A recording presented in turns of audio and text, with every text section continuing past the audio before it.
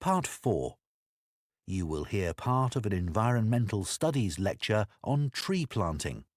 First, you have some time to look at questions 31 to 40.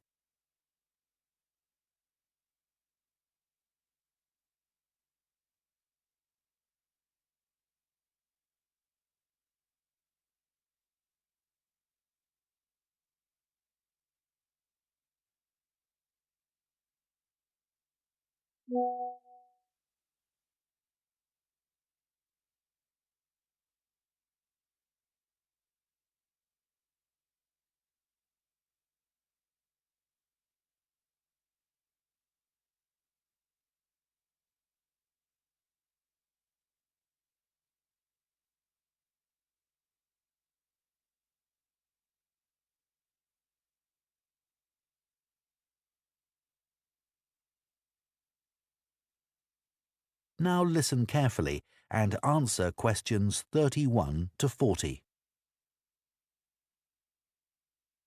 Tree planting now dominates political and popular agendas and is often presented as an easy answer to the climate crisis, as well as a way for business corporations to offset their carbon emissions. But unfortunately, tree planting isn't as straightforward as some people think.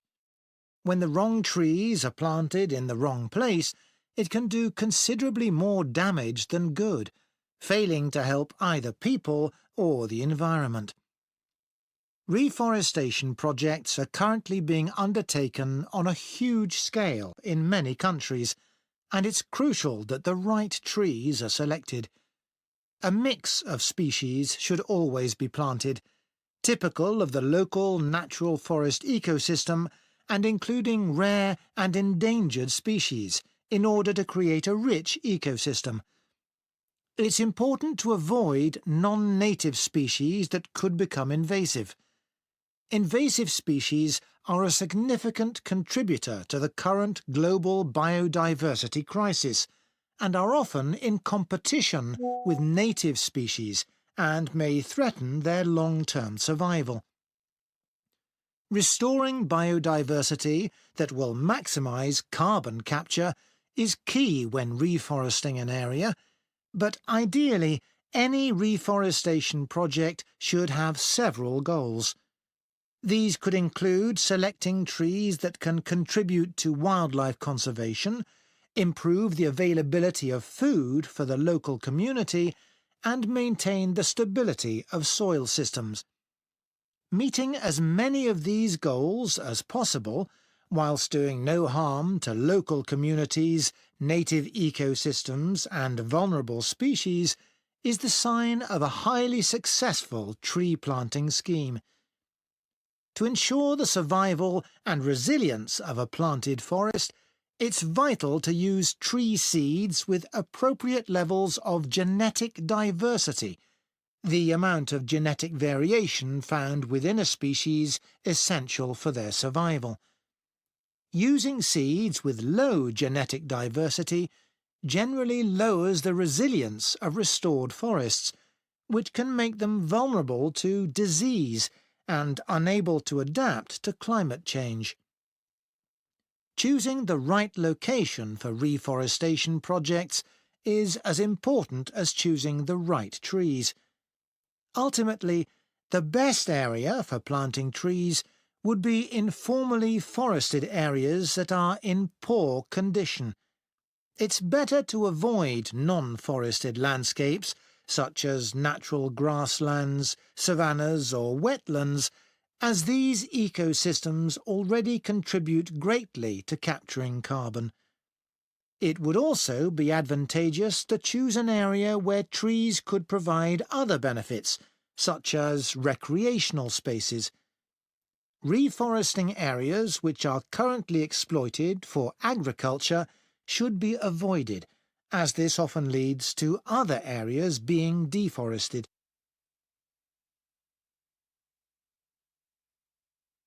Large-scale reforestation projects require careful planning. Making the right decisions about where to plant trees depends on having the right information. Having detailed and up-to-date maps identifying high-priority areas for intervention is essential. Drone technology is a useful tool in helping to prioritise and monitor areas of degraded forest for restoration. In Brazil, it's being used to identify and quantify how parts of the Amazon are being devastated by human activities, such as rearing cattle and illegal logging. A good example of where the right trees were picked to achieve a restored forest is in Lampang province in northern Thailand.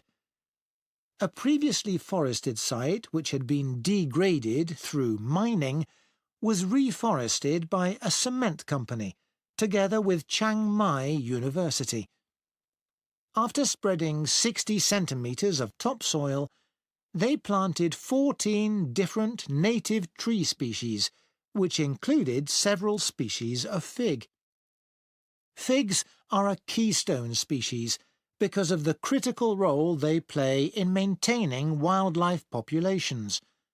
They are central to tropical reforestation projects as they accelerate the speed of the recovery process by attracting animals and birds which act as natural seed dispersers.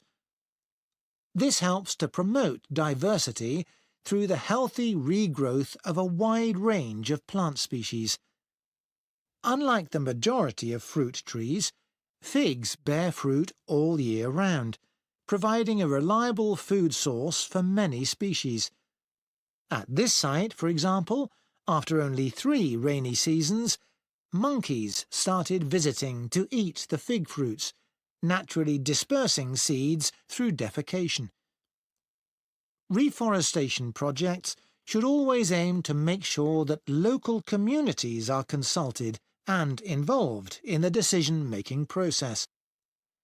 The restoration of mangrove forests in Madagascar is an example of a project which has succeeded in creating real benefits for the community.